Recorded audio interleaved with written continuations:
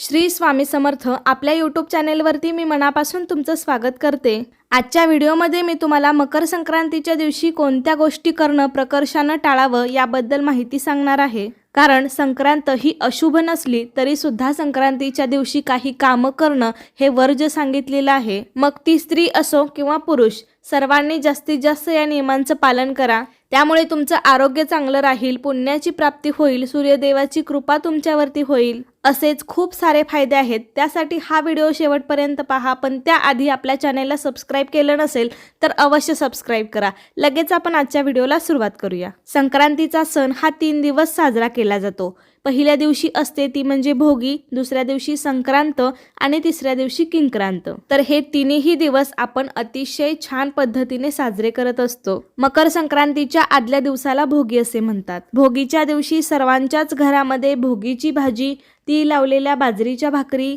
खमंग चटणी, त्यासोबतच राळ्याचा भात किंवा खिचडी किंवा अजून वेगवेगळ्या प्रकारचे पदार्थ अनेक गावामध्ये बनत असतील। तर या दिवशी हे सर्व पदार्थ बनवून याचा नैवेद्य देवाला दाखवला जातो आणि कुटुंबातील सर्वजण एकत्र बसून या जेवणाचा आस्वाद घेतात।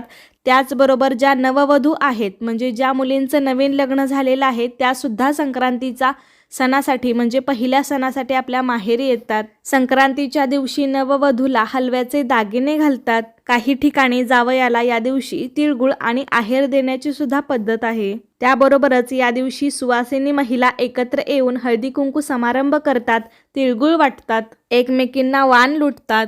त्याबरोबरच या दिवशी सुगड पूजन सुद्धा केले जाते। आणि तिसरा दिवस म्हणजे किंक्रांत। या दिवशी आपल्याकडे 5 वर्षाच्या आतील लहान मुलाला बोरन्हाण घातले जाते। लहान मुलांना सुद्धा छान सजवून हलव्याचे दागिने घालून बोरन्हाण घालतात। अशा पद्धतीने संक्रांतीचा हा 3 दिवसाचा सण अतिशय आनंदाने साजरा करतात। त्याबरोबरच संक्रांतीच्या दिवशी स्नान आणि दानाला सुद्धा अतिशय महत्त्व आहे। या दिवशी पवित्र नद्यामध्ये स्नान केलं तर सर्व पापांपासून मुक्ती मिळते आणि मोक्षप्राप्ती होते असे म्हणतात। त्यामुळे सर्व देवता प्रसन्न होतात, जीवनात सुख शांती आणि समृद्धी येते। त्याबरोबरच दान केल्याने पुण्याची प्राप्ती होते, लक्ष्मीची कृपा आपल्यावरती प्राप्त होते, सूर्यदेवाचा आशीर्वाद मिळतो आणि आयुष्यात यश, कीर्ती आणि सन्मान वाढतो। तर अशा पद्धतीने मकर संक्रांतीचा सण साजरा करण्यामागे खूप जास्त महत्त्व आहे। त्याबरोबरच या दिवशी काही गोष्टी करणं हे वर्ज्य सांगितलेलं आहे। मराठी दिनदर्शिकेमध्ये सुद्धा या गोष्टींचा उल्लेख केलेला आहे। त्यामुळे आपल्याला या गोष्टी करणं प्रकर्षाने टाळायचं आहे। त्या म्हणजे संक्रांतीमध्ये सांगितलेली वर्ज्य कामे तुम्ही आत्तापर्यंत ऐकली असतील की दात घासणे, कठोर बोलणे, गाई म्हशींची धार काढणे, वृक्ष गवत तोडणे, कामविषयक सेवन इत्यादी कामे आपल्याला वर्ज्य करायची असतात।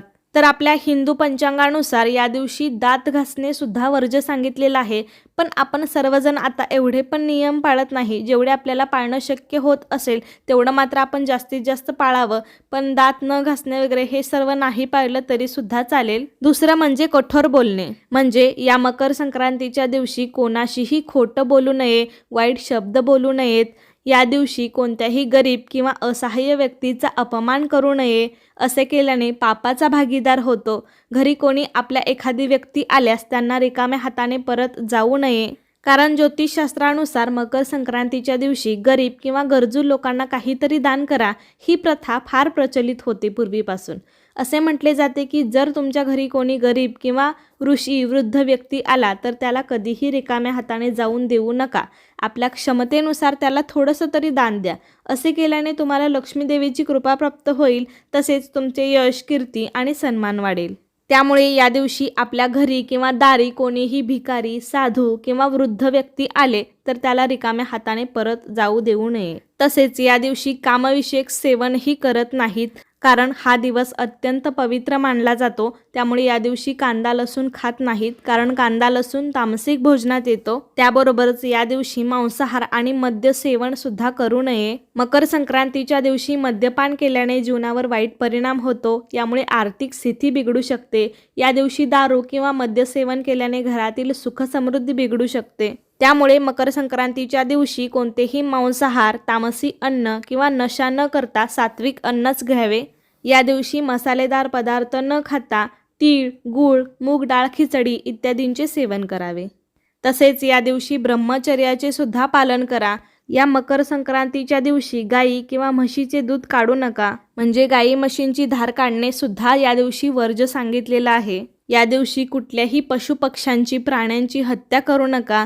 त्याबरोबरच या दिवशी शेतकऱ्यांनी पिकांची कापणी करू नये, कारण मकर संक्रांतीच्या दिवशी झाडे तोडणे अशुभ मानले जाते. त्यामुळे या दिवशी आपल्याला आपल्या घरातील तुळस सुद्धा तोडायची नाही.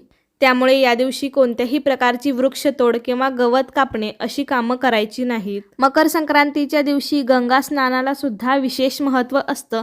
त्यामुळे या दिवशी स्नान केल्याशिवाय अन्न सेवन करू नका. जर तुम्हाला या दिवशी तुमच्या जवळपासच्या कोणत्याही पवित्र नद्यांमध्ये जाऊन स्नान करणं शक्य असेल तर अवश्य करा. जर हे शक्य नसेल तर आपण घरी जेव्हा स्नान करतो तेव्हा त्या पाण्यामध्ये थोडंसं गोमूत्र किंवा गंगाजल मिसळा आणि मग त्या पाण्याने स्नान करा. असं केल्याने गंगा स्नान केल्याचं पुण्यफळ तुम्हाला मिळू शकतं. कारण या दिवशी अंघोळ केल्यावरच अन्नाचे सेवन करावे असे सांगितले आहे. तर अशा प्रकारे ही काही छोटी छोटी कामं आहेत की या दिवशी फक्त तुम्हाला ती प्रकर्षानं करणं टाळायचं आहे. याऐवजी चांगलं काम म्हणलं तर तुम्ही दान करू शकता. गरजू आणि गरीब लोकांना दान केलं तर त्याचं फळ तुम्हाला नक्की मिळेल. तुमच्या जीवनामध्ये आनंद आणि सुख समृद्धी घेऊन येईल. त्यामुळे आपल्याला होईल तेवढं आपल्या क्षमतेनुसार या दिवशी दान करा. आत्ता मी जी काही तुम्हाला कामं सांगितली तर हिंदू पंचांगानुसार ती कामं मकर संक्रांतीच्या दिवशी करणं हे पूर्णपणे वर्ज्य सांगितलेलं आहे. त्यामुळे जास्तीत जास्त नियमांचं पालन करा. या सर्व नियमांचं पालन केलं तर तुमच्या आरोग्यावर कोणत्याही प्रकारचा वाईट परिणाम होणार नाही. उलट तुमच्या जीवनात आयुष्यात सुख समृद्धी आणि आनंद येईल. तर अशा प्रकारे आजच्या व्हिडिओमध्ये मी तुम्हाला मकर संक्रांतीच्या दिवशी कोणती कामं करू नयेत याबद्दल बरीच माहिती सांगितलेली आहे. तर कसा वाटला तुम्हाला माझा आजचा व्हिडिओ मला नक्कीच सांगा. व्हिडिओ आवडला असेल तर लाईक करा, जास्तीत जास्त लोकांपर्यंत शेअर करा आणि असे छान छान व्हिडिओज पाहण्यासाठी आजच आपल्या अन्वीज मराठी कॉर्नर या चॅनलला सबस्क्राईब करायला विसरू नका. धन्यवाद.